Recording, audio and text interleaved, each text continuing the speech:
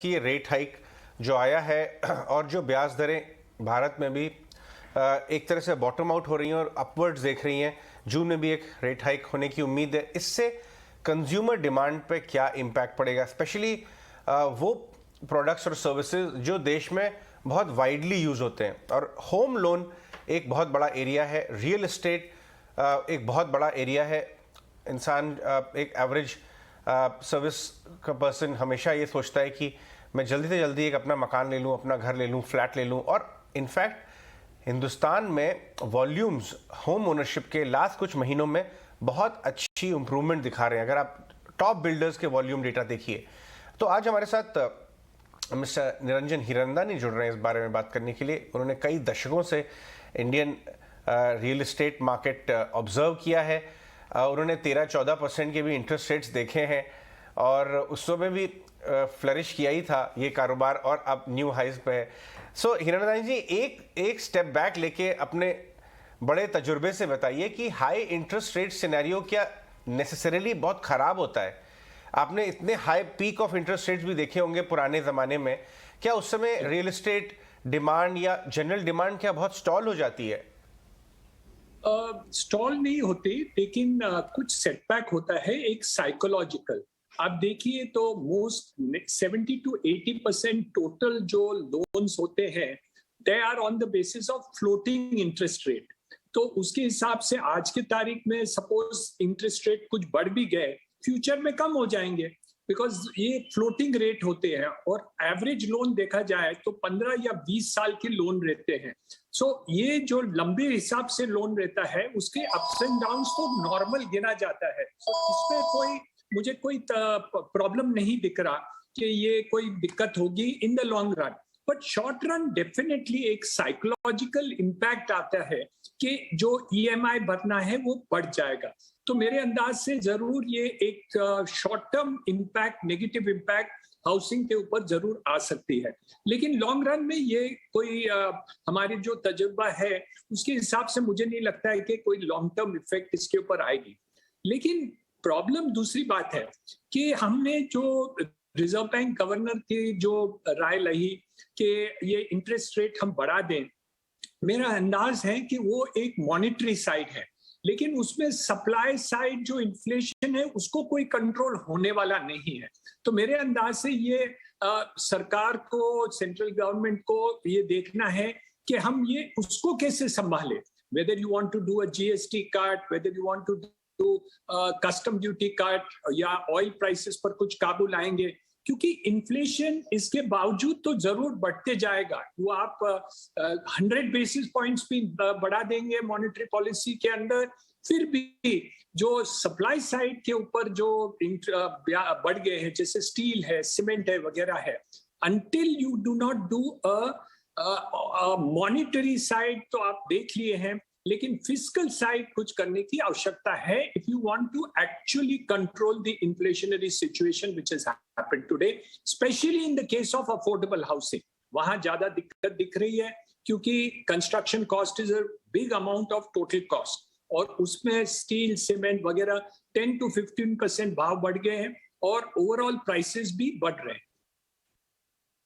जी, अगर आप हमें ये बताइए कि नेट कॉस्ट ऑफ ओनरशिप एक फ्लैट की, एक एवरेज फ्लैट की 50 से 60 लाख रुपए अगर मैं पकड़ के चलता हूं तो कितना हिस्सा जो है वो कॉस्ट ऑफ कंस्ट्रक्शन ऊपर चला गया है और अब रेट्स भी ऊपर चले जाएंगे, तो नेट कॉस्ट ऑफ ओनरशिप कितनी ऊपर जा रही है आपके हिसाब से?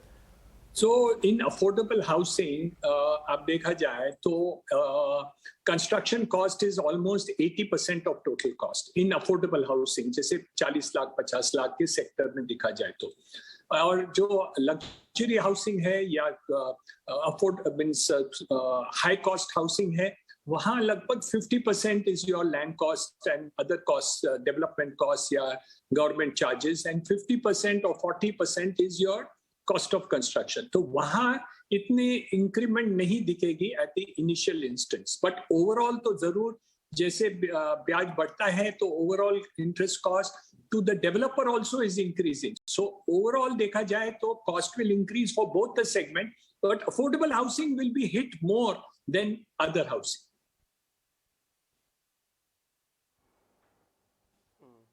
निरंजन जी, अभी क्या कमर्शियल रेसिडेंशियल दोनों में ही पिकअप हो चुका है, या डिमांड का वैसे कोई ऐसा दिक्कत तो नहीं आएगी ना इस दरें बढ़ने से भी? तो नहीं, मुझे नहीं लगता है कि ओवरऑल तो लॉन्ग टर्म में मुझे कोई दिक्कत नहीं दिख रही। ये शॉर्ट टर्म में जैसे रशिया यूक्रेन का वॉर है या ऑयल प्राइसेस $100 से ज्यादा है, ये दोनों की मल्टीप्लायर इफेक्ट जो इकोनॉमी पर आ रही है, ऑयल इंपोर्ट्स के ऊपर है, अदर ऑयल्स जो है अपने एडिबल ऑयल्स की बात कर रहे हैं, तो ये इन्फ्लेशनरी टेंडेंसी सप्लाई साइड पर है। और वो सप्लाई साइड जब तक केंद्र सरकार की इंटरवेंशन नहीं आएगी, वहां इसके ऊपर कोई रास्ता नहीं निकलेगा। और दूसरी बात यह है कि काफी आइटम्स के ऊपर जीएसटी बहुत ही ज्यादा है। जैसे सीमेंट के ऊपर जीएसटी इज 28%। सो आपका 10% भी हाइक होता है सीमेंट का भाव, तो उसके ऊपर 28% is the GST which is added on to it. So it is a multiplier effect of inflation which is taking place. So कहाँ न कहाँ मुझे लगता है जैसे कोविड के समय पर केंद्र सरकार ने कुछ इंटरवेंशन किया था for the purpose of it, I think again some intervention is required from the central government for the purposes of reducing the cost of GST, import duty, or some cost to bring down this inflation which is there on a temporary basis till Russia-Ukraine war is down or till oil is above $100. Absolutely. एक और चीज आपसे जानना चाहेंगे mister Hiranandani, क्योंकि अगर सिर्फ मुंबई के आपके रजिस्ट्रेशन के फिगर्स देखें तो मार्च 2022 में लगभग 16,700 से ज्यादा की रजिस्ट्रेशन थी, जो one of the second best है लास्ट 10 इयर्स ऑल्सो। सो रेसिडेंशियल स्पेस में हम एक अच्छी खासी डिमांड देख रहे हैं, रजिस्ट्रेशंस बढ़ रही हैं, ये क्लियरली प्रूफ है। मेट्रो सिटीज में लोग घर खरीद रहे हैं, लेकिन इस तरह अगर रेट हाइक होता है, ब्याज दरें बढ़ती हैं, ईएमआई का बोझ उन पर बढ़ता है, तो आपको लगता है ये डेटर हो सकती है ग्रोथ थोड़ी बहुत रियल एस्टेट प्लेस के लिए? जरूर शॉर्ट टर्म में डेटर तो जरूर होगा, because it is a psychological effect EMI के ऊपर, पर लेकिन लॉन्ग टर्म में नहीं होता, क्योंकि इसकी जो रेट्स आज बढ़ गई कल कम हो जाएगी, कल बढ़ेगी फिर कम हो जाएगी, depending on the economy and the monetary situation. So in the long term this will average out. तो और जैसे हमने पहले कहा कि loans are not taken for 6 months and 1 year for housing, it is 15 year and 20 year loan. So आप average देखा जाए तो उसमें कोई दिक्कत नहीं है, लेकिन आज साइकोलॉजिकल इफेक्ट होता है, ओ ईएमआई बढ़ गई, लेकिन वो ईएमआई आज की तारीख में और आज के इंटरेस्ट रेट्स के हिसाब से बढ़ गई, फ्यूचर में तो फिर कम हो जाएगा, because all these loan 70% plus loans are benchmarked with some external factor of how the overall say central bank rate is there or the lending rate is there of individual bank. तो इसलिए मुझे नहीं लगता है कि ये long term effect होगा।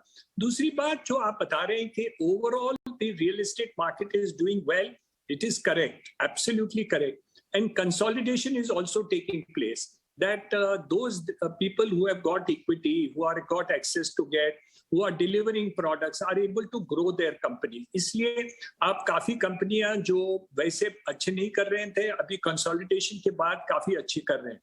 तो this change is taking place and many number of developers in Mumbai have fallen by almost 25 to 30%. तो सपोज 20,000 डेवलपर्स हों तो वो लगभग 5-6 हजार डेवलपर्स आज के तारीख में कोई अभी प्रोजेक्ट नहीं कर रहे हैं। So obviously though there is growth, it is going towards consolidation of developers who have got capital, who have got accessibility to date, as well as are able to deliver the project into the market place. Consolidation काफी हो रहा है market में और it is continuing to grow. Yes, the growth has definitely taken place and will continue to do, and also there has been a price rise. Absolutely.